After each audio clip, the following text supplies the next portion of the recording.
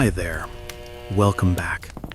Tonight, I'm going to tell you a strange and chilling little story. One that has puzzled detectives for nearly a century. It's called The Creepy Murder in Room 1046.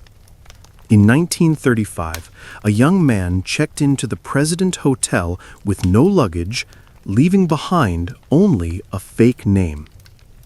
3 days later, he was found dying in a room locked from the outside.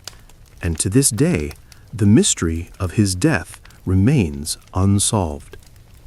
You step into room 1046, where the overhead light casts a faint glow on a worn beige carpet fraying at the edges. Everything feels like it was left behind a century ago. Dark wood-paneled walls, a black rotary phone on the bedside table, and a brass-framed mirror tarnished in one corner.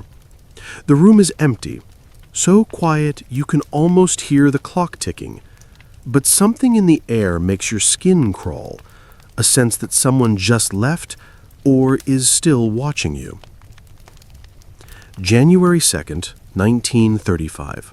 Around 1:20 p.m., a tall, slender young man with neatly combed brown hair and a dark overcoat enters the President Hotel in Kansas City, Missouri.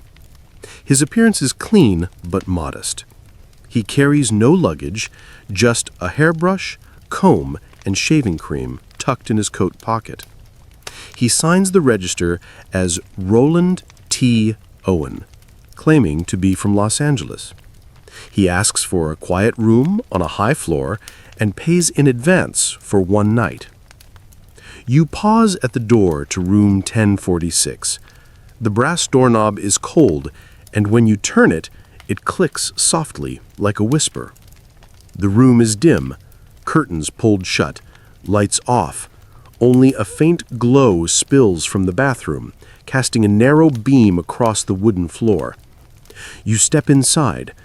No suitcase, no hung-up clothes, just a single drinking glass by the sink, a rotary phone, and an unmade bed.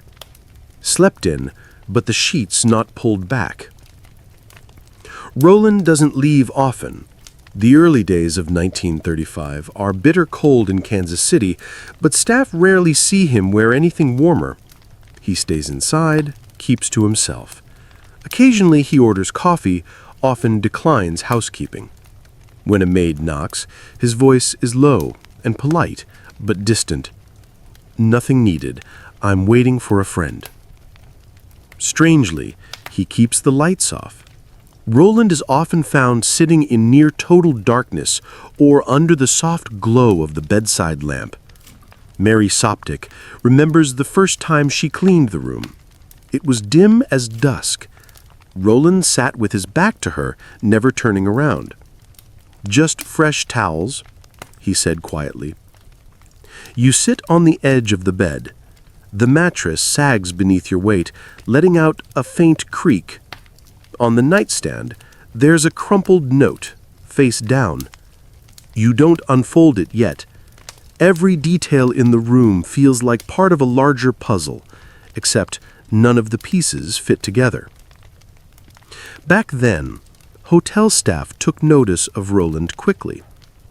Mary recalls how he kept the curtains drawn, requested dim light, and appeared anxious, like someone hiding. Once, she heard him speaking to someone named Don, but never saw anyone else inside the room. You pick up the note. The handwriting is rushed. Don, I'll be back at 8. Don't lock the door. Don. A name that will echo throughout the case, yet no one ever sees him. No one checks in under that name. No outgoing calls are recorded, and every time someone hears Roland speaking, it's always one voice, his. On the night of January 3rd, a woman in the room next door complains to the front desk about noises from room 1046. Not shouting, but something urgent in the tone. When staff knock, the door is locked. The lights are off. A lesser-known detail. Around that same time, a doorman remembers someone entering the hotel. It's late, and the man wears a long coat carrying a small black suitcase. He doesn't sign in. He walks straight to the stairs. Was it Dawn? A messenger? Or someone hiding in plain sight? But investigators still can't agree whether Roland truly expected a friend or whether he fabricated Dawn entirely to mask something much darker. You glance around the room once more. Something's off. Not just the darkness, but the feeling that this room knows something. The wooden panels seem to remember voices. The sheets feel like they've witnessed a sleepless night, and the black rotary phone remains silent, like it's waiting for a call that never came. Oh, and by the way, if you're thinking room 1046 was just another quiet hotel room, that's fair. Just don't ask why it had no window to the outside, and why the next morning all the keys were gone, except for the one still left in the door from the outside. Just coincidence? Or the final trick of someone who never planned to leave a name behind? You stay in room 1046 longer than you expected. The more you look around, the more things feel out of place. Tiny details don't match up, as if not one, but two people had been living here, yet only one name ever made it into the guest book. And that's when you start to really listen, not for sound, but for the strange quiet between sounds. It feels like the room itself is trying to tell you something, if only you're patient enough not to fall asleep just yet. January 3rd, 1935. Around 7 a.m., Mary returns to room 1046 to clean. Roland opens the door. He's fully dressed. The room is dark, save for a small bedside lamp casting a faint glow. Roland seems rushed. He tells Mary there's no need for fresh towels, then closes the door quickly. But she notices something strange. He speaks as if someone else is in the room. His eyes flick toward the bathroom. His tone is hesitant, but Mary hears no one else. At noon, she returns. This time, the door is locked. She knocks, and a hoarse voice answers, "No thanks, I don't need anything." She freezes. That isn't Roland's voice. It's lower, rougher, as if someone else is pretending to be him. Mary hesitates, then turns and walks away. But unease lingers. She can't shake the feeling that whoever answered the door wasn't alone and wasn't supposed to be there. Around the same time, a bellhop named Randolph Probst reports a strange call from room 1046 to the hotel's internal switchboard. But when he picks up, there's no voice, only the soft sound of breathing. Then the line clicks off. Minutes later, another call comes through. Same thing, just breathing. Like someone's not trying to talk, just checking if the line still works. You reach for the rotary phone again. Dust clings to its edges, but the receiver is spotless. Someone had been using it recently. You imagine Roland or someone else holding it for hours, not speaking, just listening. Maybe to a voice in his head, or to a promise made by someone named Dawn. Later that evening, around 10:15 p.m., a hotel employee named Charles Blocher receives a call from room 1046. Roland's voice is flat, deliberate. "Can you send me a razor, some nails, and length of string?" Charles pauses. "You mean hammer nails?" Roland answers, "Yes, I need to fix something." No one knows what he needed to fix. In a hotel room, guests don't ask for nails and string unless they're trying to hold something together, Or perhaps someone. Here's a detail few people know. A hairdresser at the hotel's salon reported that one of her regulars, a woman named Louise, had been trying to call room 1046 for days, with no answer. On the night of January 3rd, Louise was seen using a hallway phone on the 3rd floor. After a short conversation, she hung up and left without a word. No one knows who she was calling or why she never came back. You walk toward the bathroom window. There's no view, just a brick wall from the opposite wing of the building. No sky, no sunlight, just 4 walls keeping every sound trapped inside and every secret. Questions begin to form in your mind. If Roland was afraid of someone, why didn't he leave? If he was being watched, why stay for 3 days in a windowless room? And if Don was real, why didn't anyone ever see him?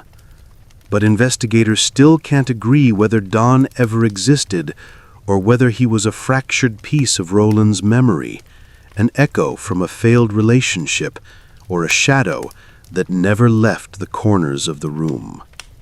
By the way, remember that single glass by the sink? That evening, there were 2. The next morning, only 1 remained. The other? Never found.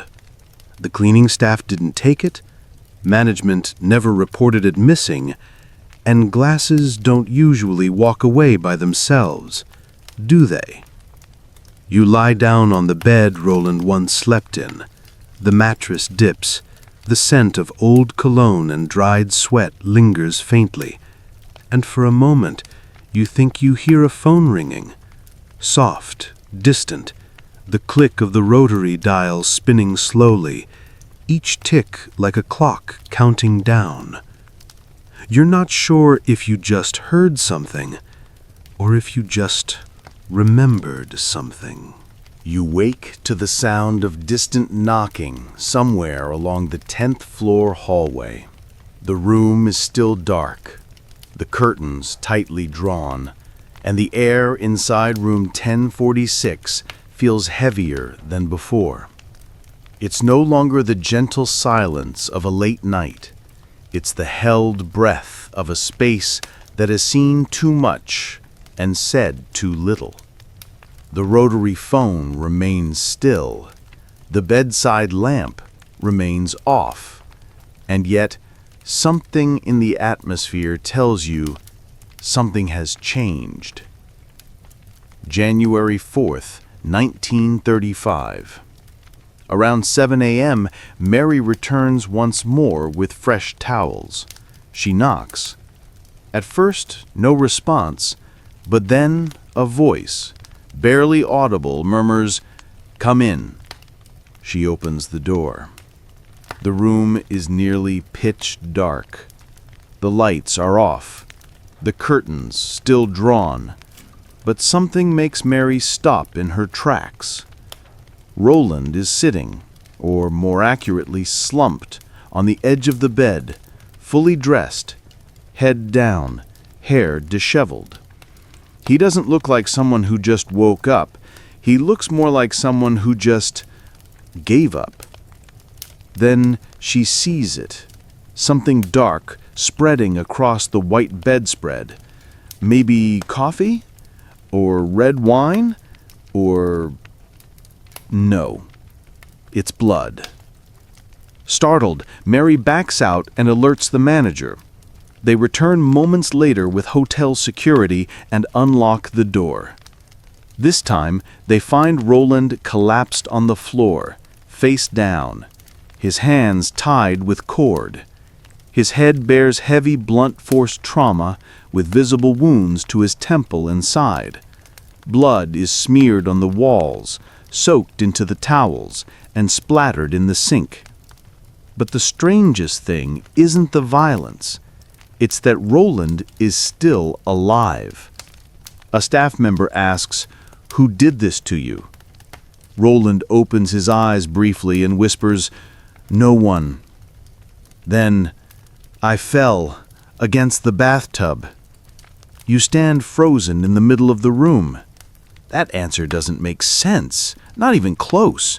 A man is tied up, brutally beaten, bleeding all over the room, and he says he fell? Police arrive quickly and begin processing the scene. The room is locked from the outside.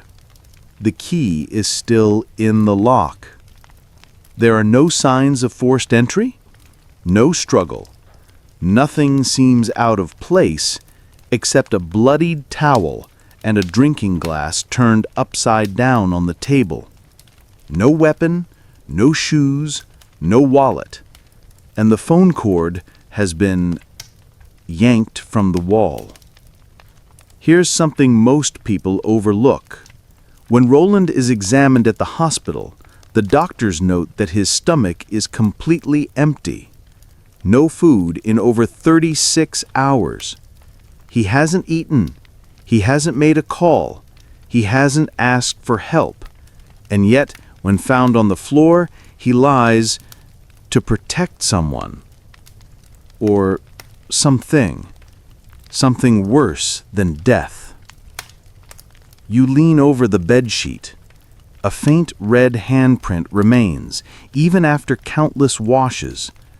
It points toward the door, as if Roland had tried to crawl out or was pulled back in.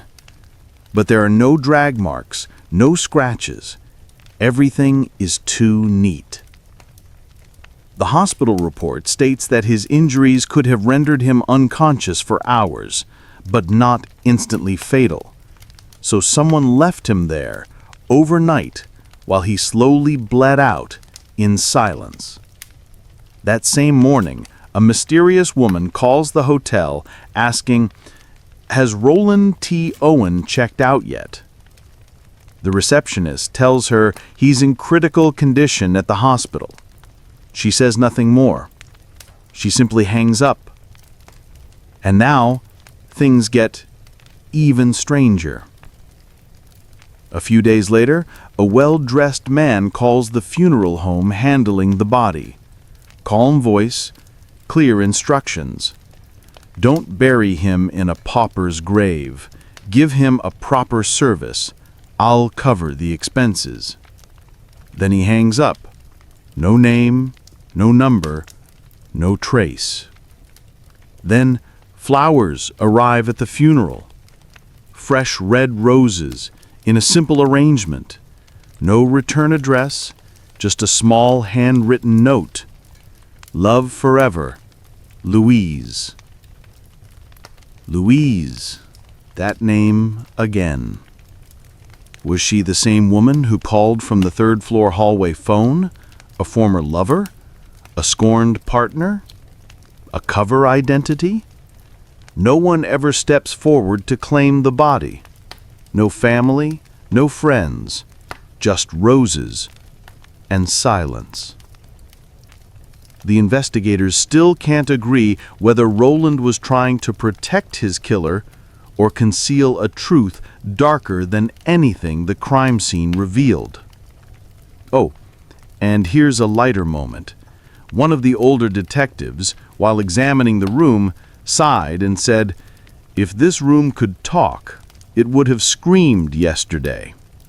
To which his rookie partner replied, or at least requested a different guest. Room 1046, it seems, knew how to keep secrets better than most of us ever could. And you, lying awake tonight, listening to this story in your own quiet room, just ask yourself one thing. Did you lock the door? You follow the ambulance as it pulls away from the President Hotel that cold morning. Its wheels hiss along the damp pavement, as though dragging away a secret that wasn't ready to be told. Roland T. Owen, or the man using that name, lies motionless on the stretcher, eyes closed, not quite unconscious, or perhaps simply done speaking. The hospital takes him in around 8 a.m., and by midday, he is gone. Cause of death, brain hemorrhage from blunt force trauma, internal injuries, multiple contusions. but something about it doesn't sit right. There was no fight, no shouting, no witnesses. A man dies in a locked room, alone, no one seen entering or leaving, and yet somehow it feels like the whole city is watching. You stand in the silent funeral home, a small stretcher, a white sheet, and a hastily written name tag, John Doe. Not Roland, not Ogletree, not anyone really. Just another nameless man buried by circumstance. A man beaten to death, left behind, now known only by what he wasn't. A modest funeral is arranged by the city. No family, no gravestone, no flowers. But on the morning of the service, a package arrives at the funeral home. Inside is cash, enough to cover the full burial. Tucked in with it is a typed note. Let him rest like a gentleman. I won't let him be buried as a number. A few hours later, a bouquet of fresh red roses is delivered to the cemetery. No return address, no message except a handwritten card in purple ink. Love forever. Louise. Louise. That name again. Was it the same woman who called from the third-floor hallway phone the night before? A secret lover? A grieving partner? Or another character in this ever-twisting play? Here's a lesser-known detail.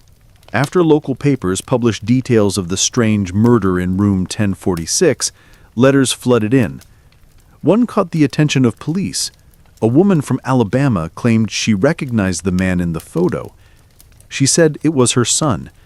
His name was Artemis Ogletree, a 17-year-old who had left home the year before in search of work. But there's a problem. The mother said she had just received a letter from her son a few weeks ago, postmarked from Cairo, Egypt. A friendly letter, warm in tone, with details that seemed oddly generic. It mentioned a travel companion named, yes, Dawn.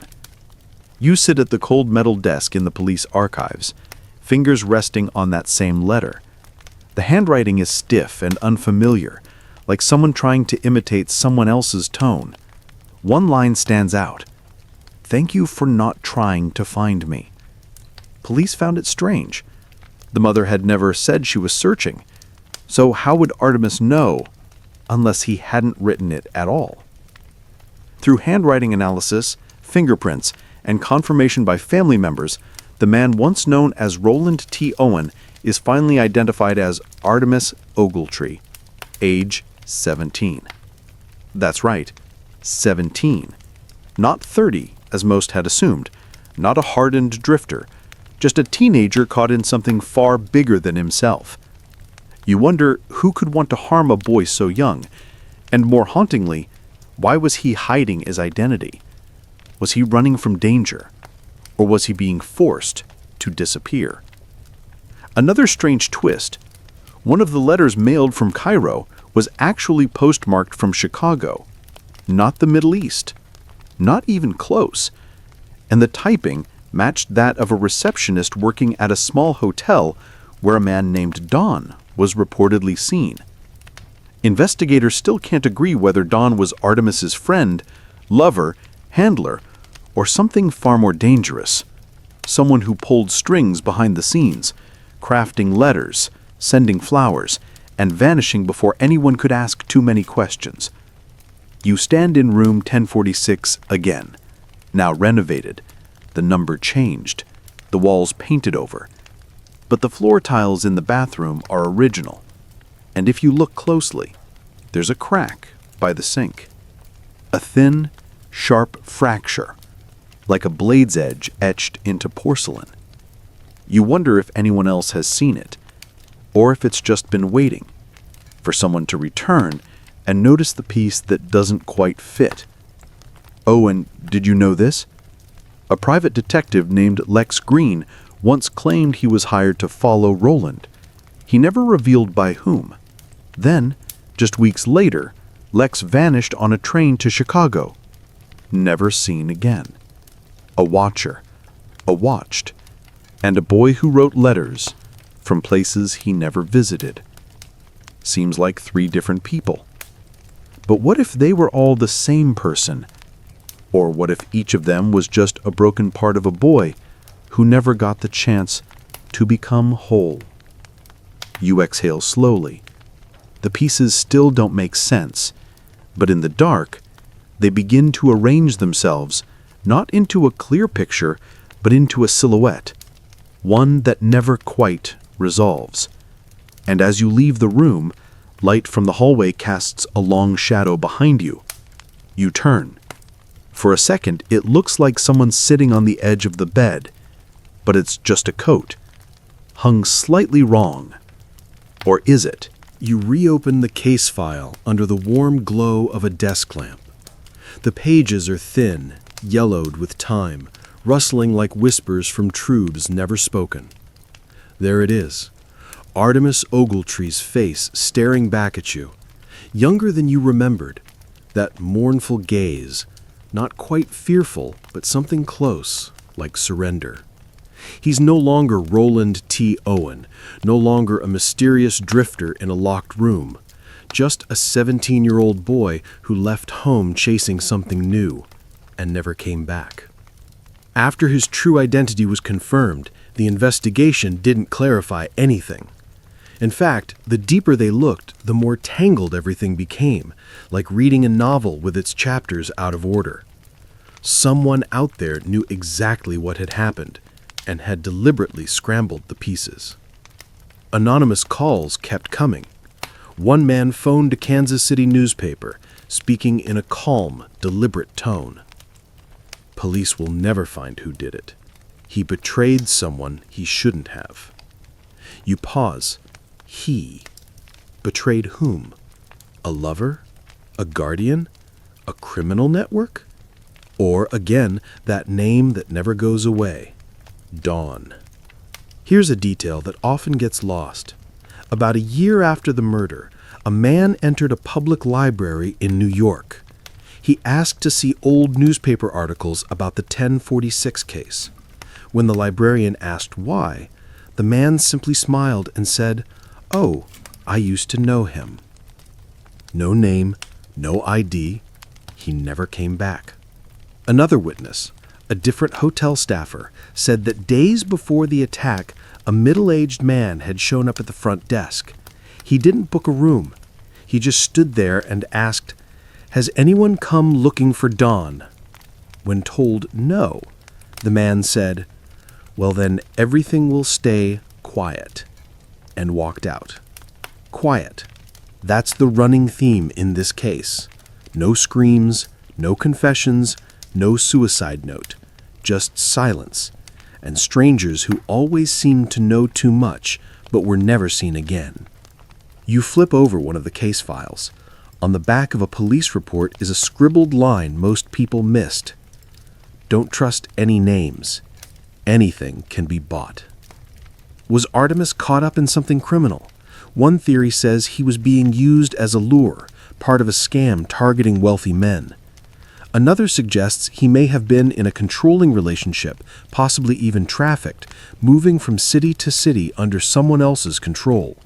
There's even speculation that Dawn wasn't one person at all, but a rotating name used by multiple handlers. But the investigators still can't agree whether Artemis was a pure victim or someone protecting a secret darker than death itself. A secret worth sacrificing identity, freedom, and ultimately his life. You sit again in the renovated version of room 1046. Different walls, new paint, but the same foundation. And as you look toward the bathroom sink, you see it again, that hairline crack, thin as a paper cut, shining under the light. You wonder if anyone else has ever noticed, or if it's always just been waiting for the right person to understand what it means. Oh, and one last strange footnote. A private detective named Lex Green once claimed he'd been hired to track Roland. He said his job was just observation. He never said by whom. And weeks later, Lex boarded a train to Chicago and was never seen again. A watcher, a watched, and a boy who sent letters from cities he never visited. seems like three different people. But what if they weren't? What if each one was a piece of a fractured identity, a puzzle never meant to be solved? You sit still for a long time.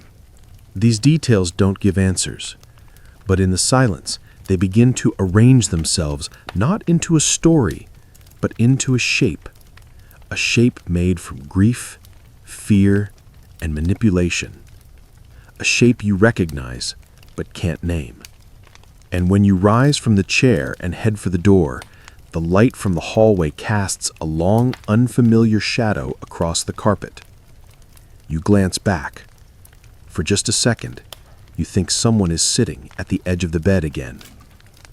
But it's just a coat, hung slightly wrong. Or is it?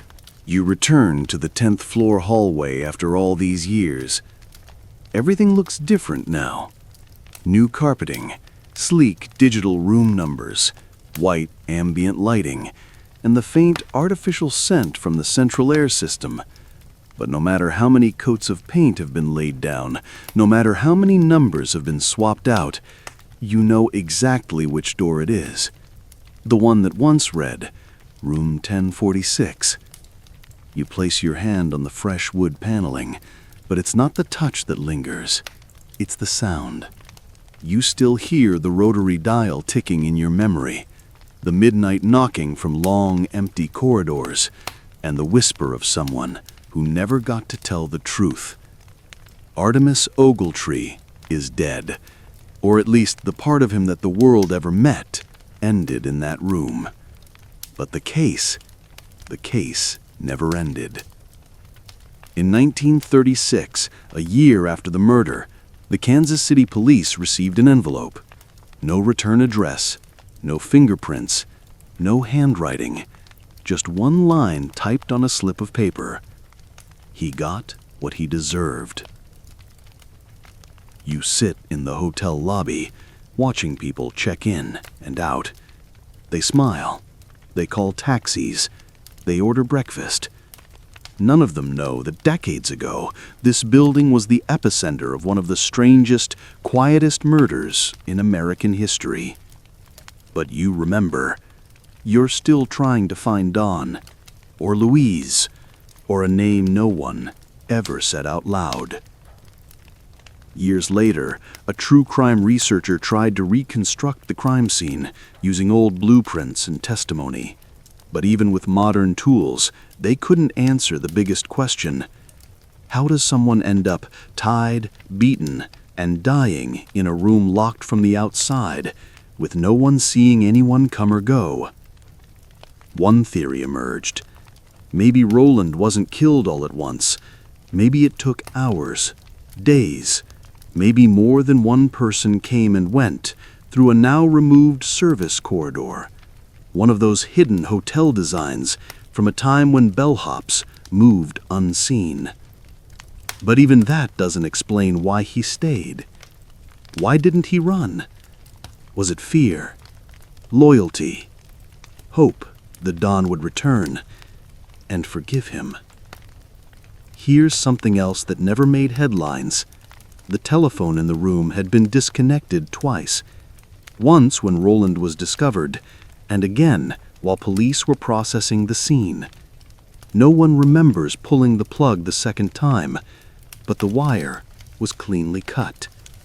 Like someone still playing games, long after the game was over. Years passed, but letters kept arriving, sent by amateur sleuths, retired detectives, people convinced they'd figured it out. And yet the more theories were shared, the stranger the picture became. One author said, maybe Roland never existed. Maybe the whole thing was a psychological experiment to see how long people will chase a ghost. Sounds like a joke, but here you are, aren't you? Still listening, still wondering. In that old room, no blood, no body, no fingerprints remain, but something still lingers. A promise unfulfilled, a secret left unsaid, a door still slightly ajar. And when you close your eyes, letting the rhythm of your breath slow to a whisper, you find yourself back there in room 1046. The soft glow of the lamp casts a narrow beam across the wall. A figure sits at the edge of the bed, head bowed. There's a note in his hand. "Don, I'll be back at 8. Don't lock the door." You want to knock, but you don't. Because sometimes the scariest part isn't not knowing what happened. It's knowing exactly what happened and realizing you can't change any of it. The door closes. The story ends here. Or maybe it's only just beginning. Sleep well. And whatever you do, don't dream about room 1046.